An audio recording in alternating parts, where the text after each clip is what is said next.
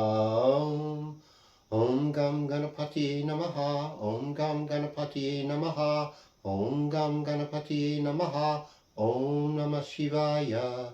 Om Brahma Miraschaparam Takare. Anushashi Bamisita. Buddhasha Gurusha Shukra. Shani Rahu Keteva. Sarvigraha Shantikara Bhavantu. Om Hrim Gurave Namaha. Om Hrim Shukraya Namaha. Om Namah Shivaya. Well, greetings and welcome to another episode of the Planetary Persuader. No, Cosmic Kev 100. That's the old name. Cosmic Cream, that was another old name. Well, anyhow, this is for Friday, May 24th, 2024 through the 30th of May 2024. So a lot of changes are kind of coming on the horizon this week. We've got, planets moving into different signs and positions. I mean, the first one most notably is Saturday at 4:15. We've got Jupiter kind of moving over into Gemini and out of Taurus. So that's going to be huge.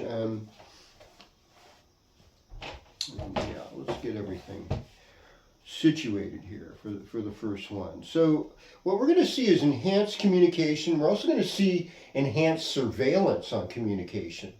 And that is kind of a strange thing. I mean, it'll still be in sidereal constellation of Taurus for the whole year, so you could look at that. But that's definitely what we're hearing, what we're speaking. These things are going to continue to count a lot. Now, let's talk about Friday's moon. So looking in the sky, you'd see the moon in the constellation of Scorpio. You're looking in the sky. So that's the sidereal, Jyotish version of this horoscope. And Jyeshta is the oldest sister. Jyeshta's ruling planet is Mercury. Jyeshta is the last nakshatra or lunar mansion between Leo and Scorpio. And this is where we work on the tamas. This is where we need rest. This is where we're building families, building businesses.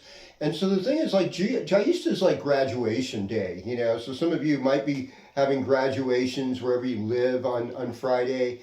And it's like, it's legit, and people will be handed something. My parents, when I graduated high school, were so sweet. I said, I want a backpack, but I want one that's not screwed in. I want a welded frame, because at that time that was a more quality backpack. And sure enough, they gave me that. And wouldn't you know it, I hitchhiked all over the West Coast and California with that backpack. And it's just like so much love to Mom and Dad for giving me something that really meant a lot to me. And that's what it is. Jyeshta is about the eldest. And I was the oldest surviving of 5 brothers that were born. So I was number 2, but the older one died before I was born. And different things, my gifts were different than what my dad's were, but I was much more aligned with my mother, who was a great artist, knew how to write songs, and she just left a beautiful legacy. I think her moon might have it was either in Anurata or Jyeshta, Scorpio too. So that's kind of a beautiful thing. And I have a brother whose son is in Anurata. I've got a daughter with moon Jyeshta. Jyeshta, I've got Mercury in Jyeshta myself. That's a good Mercury. Helps me have a good memory. It's in my 4th house, and Jyeshta is about seniority and working your way over to the top. So it's ruled by Indra, who's considered the god of the gods, last man standing in a fight. I mean, he's not going to give up, no matter what. He loves sensual pleasures, loves these things. These things can get in trouble. And in the Hindi legends of Indra, he got himself in trouble, okay?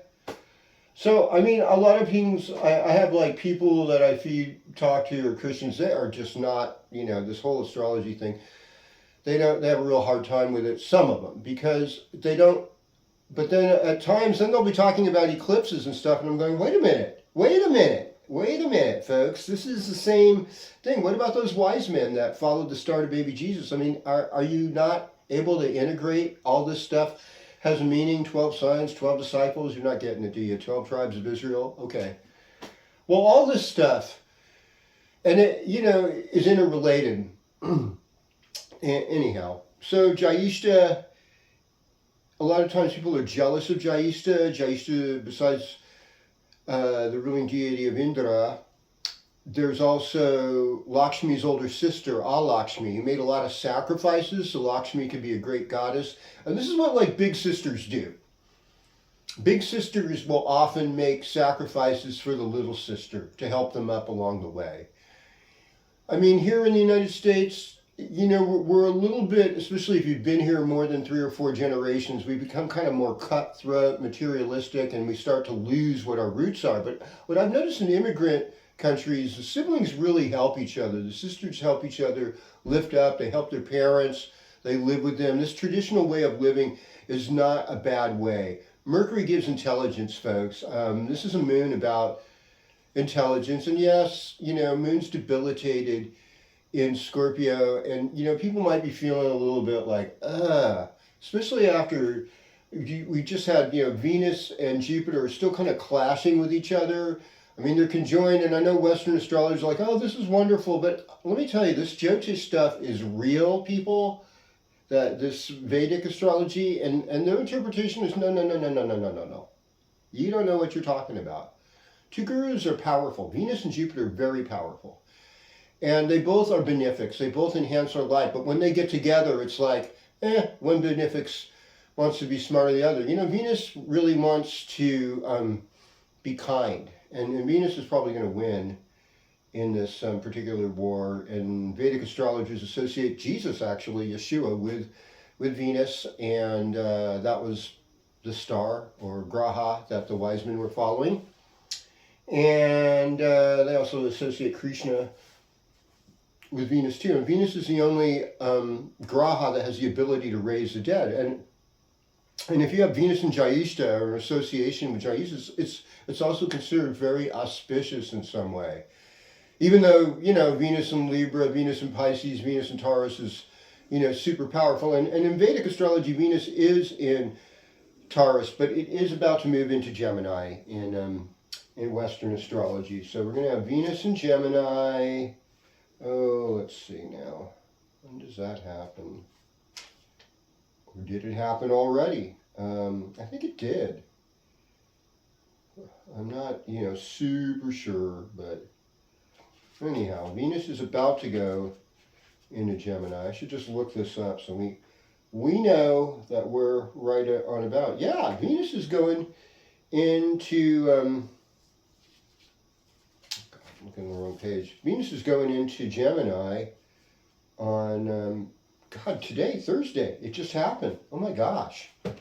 In Western astrology. So, with Venus in Gemini, where, you know, it's kind of flirty, and there's so many opportunities to love, and love is fun, you know, but to be committed in the divine spiritual consort of your one and only is really the highest love, and it takes a lot of work. It's not as easy. Okay, so greetings, Aries. Welcome to your horoscope. You know, Mars is going to move over into Taurus, but not quite yet. Okay, so let's see. Yeah. Mars will move into Taurus next week. So, you know, by the end of the week, it's getting closer to sidereal Taurus. Right now, it's in Aries, and it'll be in Aries. It won't be in sidereal Taurus. It'll be in Aries the whole time. So Mars is powerful. And it's with Rahu, but they're not conjoined anymore, so that's good. But there is sort of like cutthroat aggression, you know, and we just have to watch out for that cutthroat kind of aggression. Just wonder where there we go. You know, pay attention to your karma and really just take some time to get out and meditate, be out in nature, be in a more spiritual zone. Greetings, Taurus. Welcome to your horoscope. Here you are. Moon will be in Western Sagittarius Friday, Saturday. Well, early Saturday morning, it actually is going to go into Capricorn. So, goes into Capricorn at 8:36 a.m. And so this weekend's moon is, it's Capricorn, it's earthy, and Capricorn's your fifth house, which means that you're going to get a lot of love, you're going to have a lot of creative ability, you're going to be, or rather your ninth house, so you're going to have more travel opportunities, more opportunities to participate in multicultural things when that happens. So all in all, really good weekend for, through early Monday for Taurus. Greetings, Gemini. Okay, so, this is your season. Happy birthday to my Gemini friends having birthdays and this week. I want to wish a special birthday shout out to Brian Shaw, to my friend Megan Irene. They both have birthdays on the 26th, and just want to send a lot of love out to those folks. Bob Dylan's birthday is today, the 24th. I think Bob Dylan is actually 83 today. Way to go, Bob. You're beating the odds of a lot of pop stars and folkies and rockers and whatever you're calling yourself these days. So there's a vibe, a permeating vibe of good news. There's a little bit more lightheartedness going on.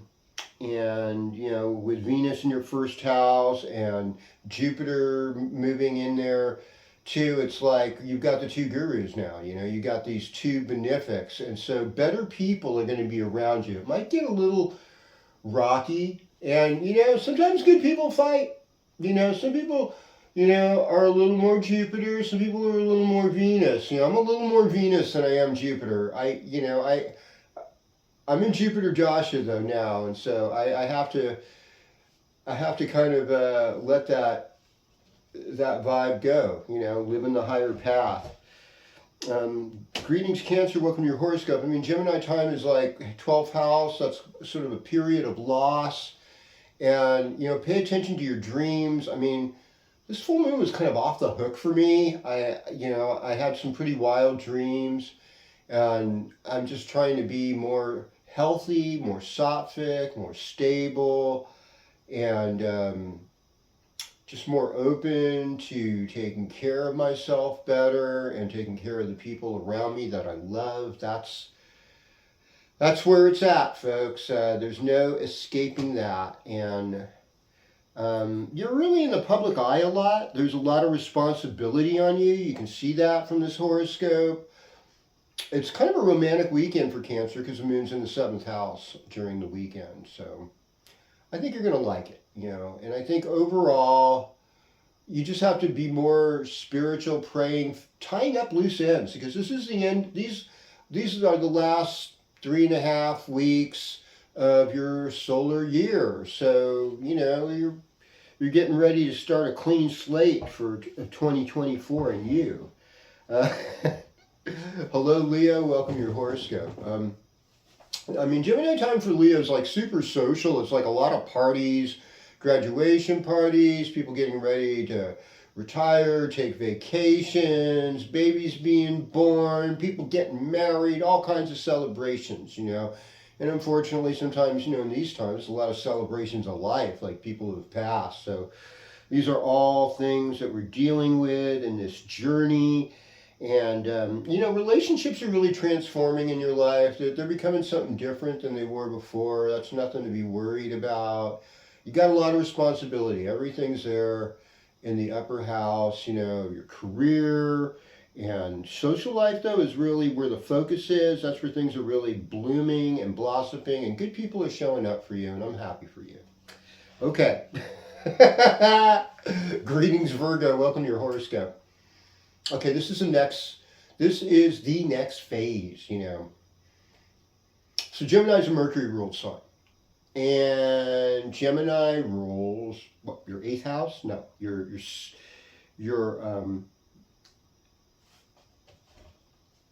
10th house, rather. So this is how you operate. Virgo operates in the 10th house, because it's another Mercury ruled sign. So this is also like an indication that your career is really in focus this year. And Virgos are kind of multitaskers. They're peoples that are the Jills of all skills, the jack of all trades. They know how to fit in a lot of different places. They also deal with service work primarily, and they're really into helping others from what I've observed. And there's just this uplifting quality. I mean, the shadow side of Virgo is like a lot of criticism and negativity. And I, unfortunately, being Western Virgo rising with Pluto on the ascendant, I've given into that. You get Pluto on the ascendant, you get this X-ray vision. But Pluto's in your, sixth house now? So it's like you're kind of having to work on your health, like revive it. Get yourself in better shape. Relationship wise and stuff. I mean, there's an element of things out of control. It's not all sweetness, but if you have a spiritual discipline with your partner, especially with Saturn and Neptune, my God, the sweetness can begin to flow, because that we only have our life because of our creator. It isn't us. We didn't create ourselves. I mean, you're really an arrogant fool to say that. It says in the Psalms, the fool said in his heart, there is no God. And with Carl Jung, they asked Carl Jung once, do you believe in God? And it was like he, at the end of all his studies, said, no, I know God. It was like, whoa, something like that. It wasn't a direct quote, but something like that. Okay, greetings, Libra. Welcome to your horoscope. As all of this goes, it's like relationships, and you're like the sign of relationships. All these planets are in more or less relationship houses. With you, we usually focus on Venus. It's there with Gemini in the 9th house, house of good fortune. Jupiter's there too. I would have activated Jupiter right now for Libras. You can have yourself greater education, greater travel experiences. But, I want to caution people about these benefics, because there's shadow sides even with the benefics. And Jupiter, you can overextend yourself. You can press your luck. You go through a lot of growth, and with growth, there's a lot of growing pains, and that might be what you're experiencing. Now with Venus, it's like we can easily want to overindulge in sweets and, just the pleasure of food, just eating too much, too much sex. I mean, people say, oh, there's never too much, but there's sometimes, people do it, and, it's like, just guard yourself against burnout, and enjoy the season, allow the goodness to flow through you, be a wise helper and teacher of other people. Well, greetings, Scorpio, and welcome to your horoscope. So, yeah, Gemini is like your 8th house, and, Gemini is actually 8 signs away from Scorpio. So, I mean, I had one person, I remember when I was hitchhiking, he told me, he says, the signs I have the most problems with are Geminis and Scorpios. So I'm like, well, yeah, it makes sense, because these are signs that are going to ultimately transform your life. They're not going to settle for the typical AP news release or press. I mean, some will, but they're more like, I'm going to dig deep. Oh my gosh.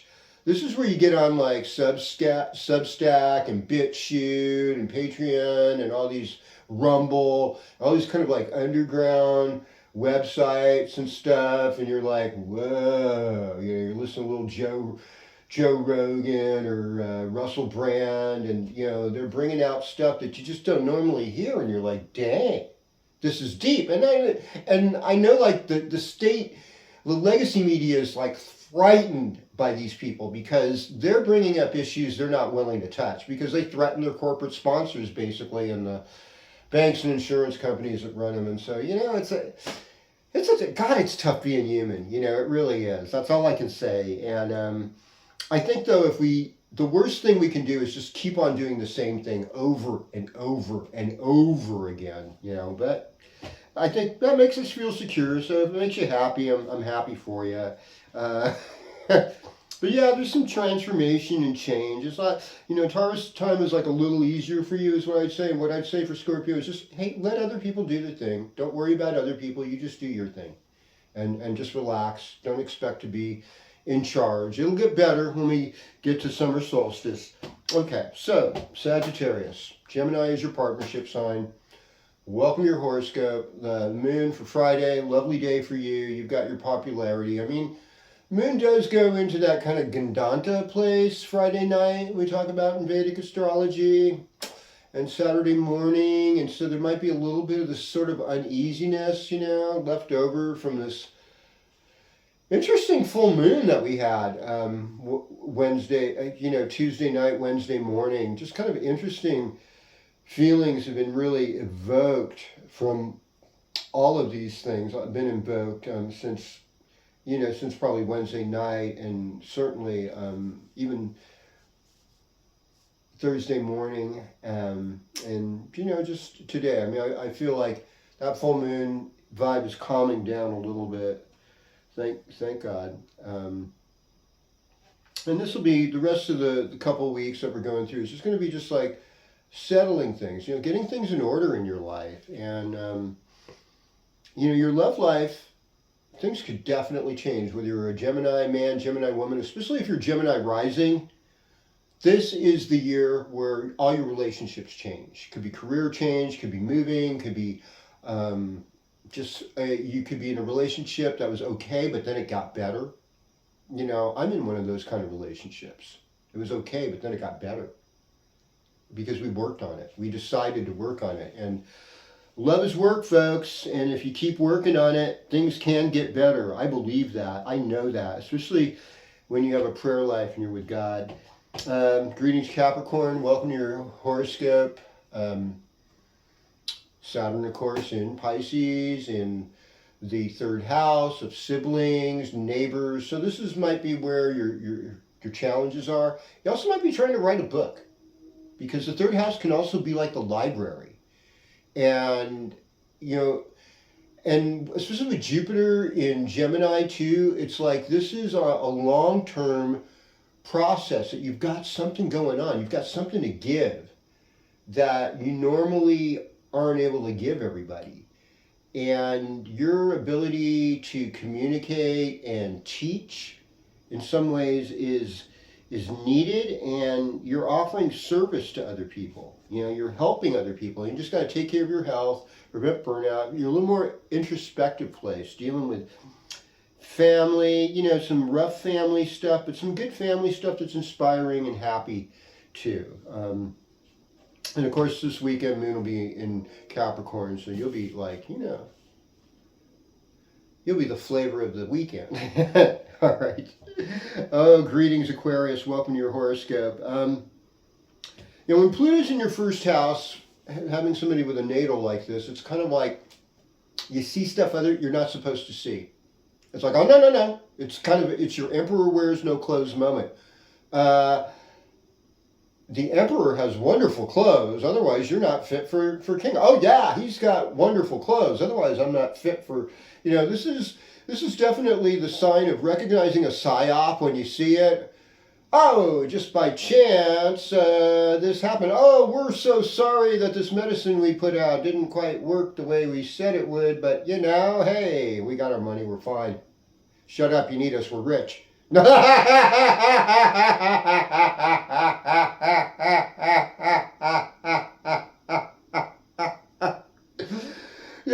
it's like I tell my friends, it's like nobody becomes president unless the banks and the ruling classes pick them anymore. It's not, these aren't like the days when, FDR, who was in a wheelchair, gets in office somehow. You just, or even JFK, you just can't get away with that stuff. And that was like the last time, I mean, Carter, I'm sure he was in that something to get there, but he had some love to give to the American people. I think there was some things he did. He's lucky he didn't get killed. That's all I can say. When you're not what they want, they can ruin you through making you look incompetent too. And that's, that might be what's happening to the two major candidates. Oh God, but some people are really happy with whatever fantasy or dream they have, and I just, I want to be happy with my fantasy and dream too, so you can have it. Kids. Aquarius, if you have kids, kids are everything right now. You love your children, you want your children to succeed, you want your creative projects to succeed. And I'll tell you what, this is the year your creative projects will succeed. This is the year your kids are going to do better. And this is a time for you to celebrate life and really enjoy yourself, Aquarius. Just be there, feel it, know it. Say, yeah, Cosmic Hip said it's going to be good, you know, and I just want to give you that good mindset. But just remember, every good gift we have is a gift from the Creator. It's a gift from the Divine Parents.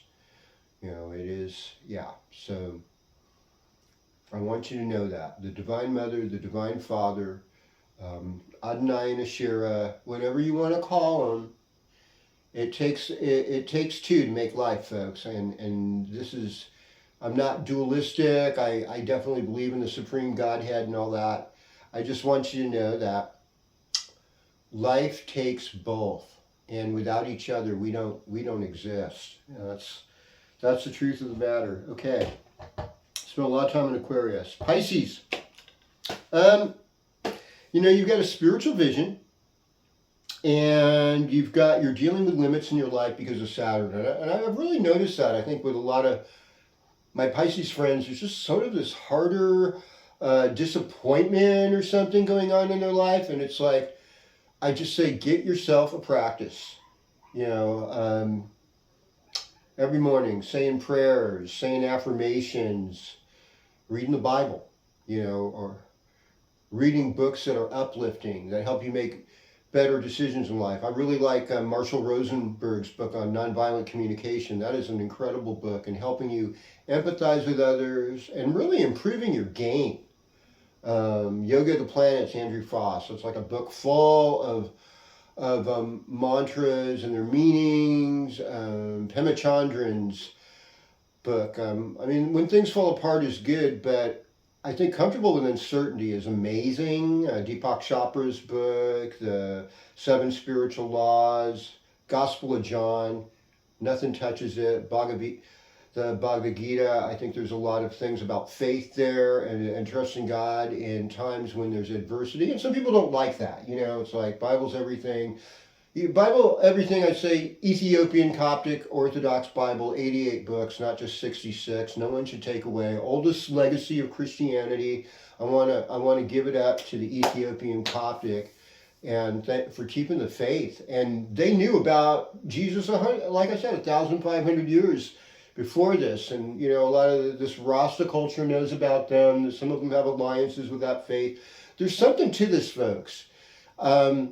Because I really think like the whole reggae Rasta thing is the first thing since this kind of more agnostic 1950s, 60s, God is dead kind of thing came out, where Rasta came out and said, no, God is living. This is a living God. And I mean, we could see this even in the Pentecostal movement, the hippie Jesus movement of the late 60s, early 70s. Gospel churches. I mean, I don't think the African Americans, man, they believe in King Jesus. They love him, they dance to him, they live him. And let your faith be joyful. Let your faith be living. Let your faith be giving. It should be a celebration. And, you know, Pisces time for you is, you know, working on your inner self. You got a lot of personal change going as a Pisces. So really, you know, the changes this week that we're seeing, Venus in Gemini, Jupiter in Gemini, Sun in Gemini, looking at both sides of every story. And what are the 4 agreements? Don't make any assumptions. Always do your best. Don't take anything personally. And be impeccable with your word. Nailed it. Okay. I love you. I thank you for your comments. We're going to get through this, folks. I know there's been a lot of gloom and doom predictions, but things haven't been nearly as bad as I thought, and I've seen this in a lot of situations in my life. If we come together as believers in love and in prayer and, you know, confess your sins and your weakness and that, yeah, man, I need God's grace in my life to get through, you're going to get through. You're going to align with the divine purpose Creator has for you, and that's my only wish. So thanks for subscribe, please. Share this with a friend. Om Shanti Shanti Shanti Om Tat Sat. Namaste.